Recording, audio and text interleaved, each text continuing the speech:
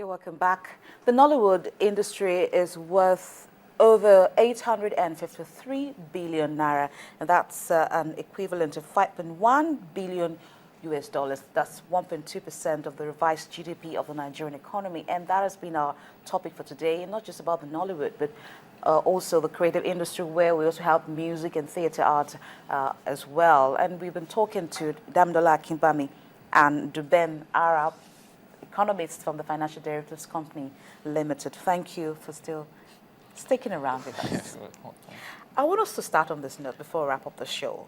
I want us to look at the oil and gas sector, because we are looking at an alternative, because everyone, all eyes on how much we're raking in terms of revenue from NNPC and crude oil sales and all of that. But when we look at the fact that there seems to be an alternative, the Nollywood sector, how competitive can it be? Damlola. Okay, let's start with the oil and gas sector. Look at the structure of the sector. Is predominantly, we have the upstream, the downstream, and the midstream, and it's predominantly subjected to whatever happens to the oil and gas market globally. And right now, we all know about what's happening in the U.S. with oil shale production increasing and all that. And that right now is a major threat to Nigeria's production, because the U.S. is one of Nigeria's major oil consumer.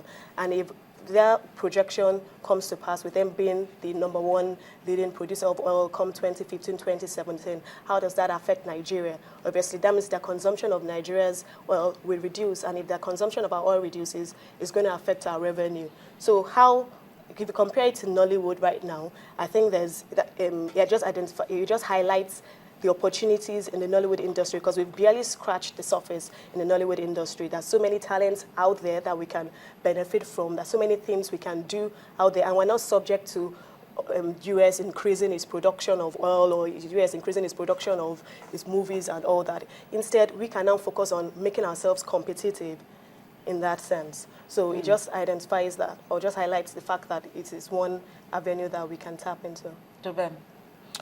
Well, I think I'll speak to the competitive advantage for us in the sense that Nollywood, in contrast to the oil and gas sector, there's the skill needed to carry out the activities is it's highly skilled, and you need to train for it. I don't think Nollywood requires that amount of capital to do that. And obviously, in Nigeria, we have a lot of things to allocate our resources to. So I think for us, being able to allocate a little resources into Nollywood, relatively little, will produce a lot more impact in the economy, rather than as opposed to the oil and gas, where we have to pump in billions and billions of dollars to be able to get the revenue that we get out. And then we're also dependent on the international oil companies right now. So right now, like we said before, the local context, the fact that Nigerians control that sector gives us an advantage over the oil and gas sector, where we're highly dependent on international oil companies, and who if they pull out today, we probably won't be able to extract as much oil as we used to. Now, we've seen that no sector can actually thrive in isolation, and many people have linked the Nollywood or the creative art industry to technology, the internet penetration. We're also looking at the use of mobile technology as well. We have color tunes, we have ringback tunes, we have a lot of tunes. All of these generating income for these artists and even for the telecom industry. So we'll see some kind of type. What collaboration do you think, or what other sector do you think can drive growth in the Nollywood sector? Not just about acting alone and selling our movies, but what other sectors of the economy do you think they can take advantage of to help grow their status?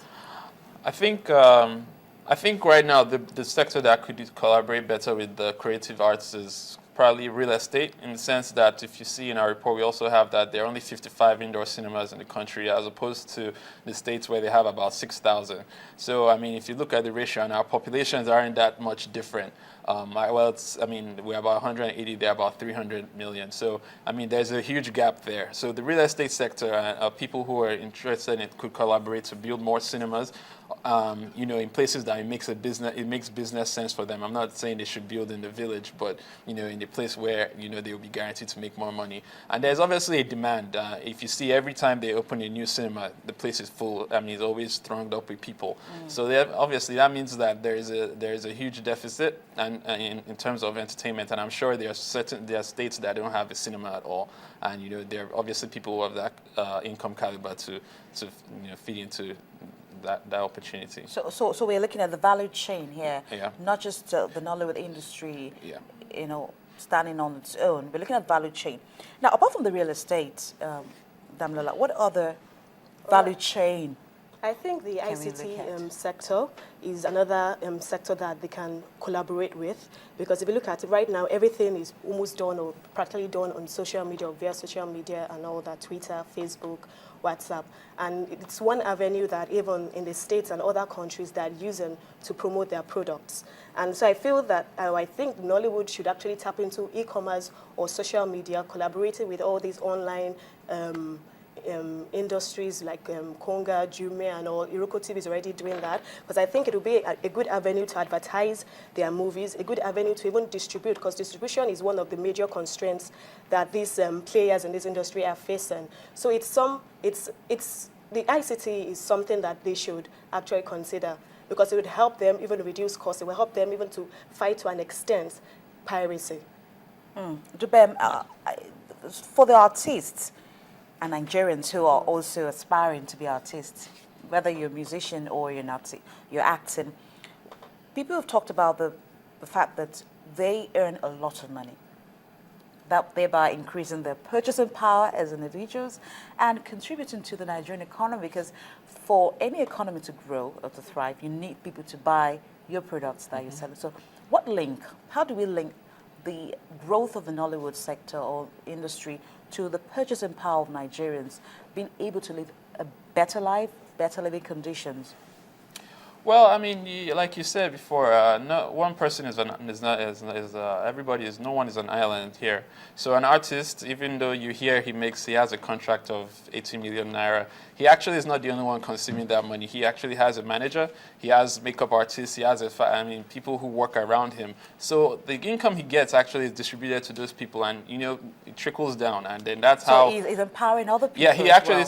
So he actually, if the artist is smart, he actually builds an empire around him. So, for instance, if you look at Don Jazzy in the music sector, he has earned a lot of money from producing and making hit songs, but he hasn't stayed alone. He has actually tried to get other artists on board, and then he funds their projects, and then in turn he also gets income from whatever they do. So it keeps building. So I mean, every smart artist, if they have a good planning and the good business sense, they can build an empire around them, and that trickles down in the economy and creates more income. Damilola, do we see, or is there a likelihood that the Nollywood industry may overtake the big names or other industries in the world, for instance, the Hollywood and the Bollywood? Are we going to be number 2 or even number 1? Do you see the possibility if we put everything in place, we put our house in order and ensure that we set all that we need right? Well, it's a Herculean task for industry players and the people in that industry, because the Hollywood industry has set its standard, and right now we're not there yet. We still have a long way to go.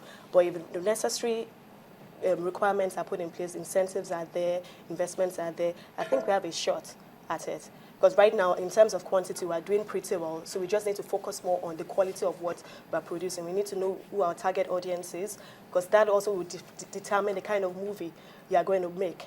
So things have to be put in place. The structure has to be changed. There has to be competition and efficiency in that industry for that industry to just shoot out through the skies. Now, Dubem, finally, I just want to ask you, how much involvement should we expect from government? Well, I think the government actually has a good an active role to play in several ways along the value chain. So in terms of funding, in terms of protecting intellectual property, that's a major problem for them.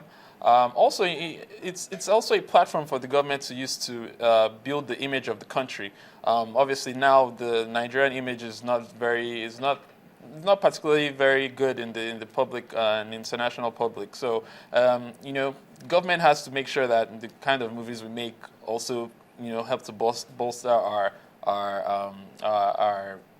the way we are seen in the international economy, and I think that's how it is. And I think currently the Nexim Bank provides loans for people in the creative arts sector, and that's one of the ways that the government has tried to support the sector. And I think going forward, they still need to do more of that, and we could see great benefits from it.